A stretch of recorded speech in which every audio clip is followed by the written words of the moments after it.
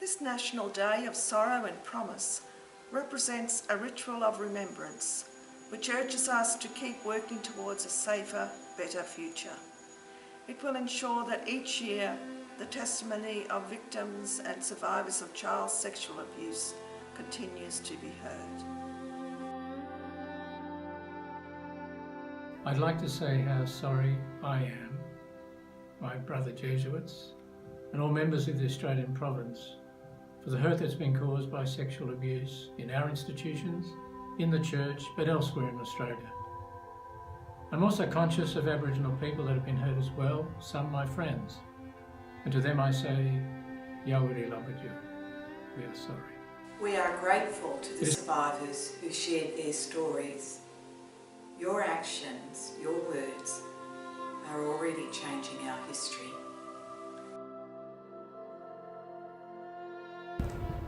We renew our sorrow, our regret, and our profound and heartfelt apology to all victims and survivors of abuse, and their families, friends and supporters who have shared their suffering. We are profoundly sorry. I speak today on behalf of my brothers, the Augustinians, with sorrow for the harm caused to young persons in our care, will seek to treat all so entrusted with compassion and respect for their dignity.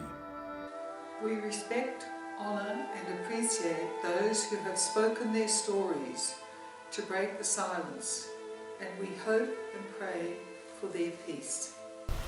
And I'd like to acknowledge the pain and suffering of those abused and victimized by the clergy of the past. I'm really sorry for that. We acknowledge the pain, suffering and testament of those who have been harmed because of abuse in our church. I admire and thank survivors for speaking out. You've kept us honest. We will continue to do everything possible to make our community safe for all people, particularly the young and those most vulnerable. It is my commitment that we make sure that our protocols and policies caring for children and vulnerable adults will continue to be strengthened in our province and all our ministries. And it's our commitment to be fully accredited by the Australian Childhood Foundation by the end of 2019. We are deeply moved by the stories of the victims of abuse, and we commit ourselves to ensure that those in our care are safe and are supported compassionately and with dignity and respect. Now is the time for healing.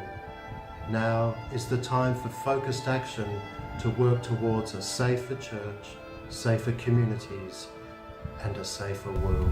And now what we like to do, what we aim to do, is to make our places a safer one and a better one. And our schools, our oratories, the youth places, parishes will be a safer place. We will be more transparent and we will always listen. We religious especially vow to hold each other to account and to work together with survivors, with all church agencies and institutions, with everyone, to ensure that these terrible abuses never happen again. We are committed to implementing the Royal Commission recommendations and reforming our governance and culture.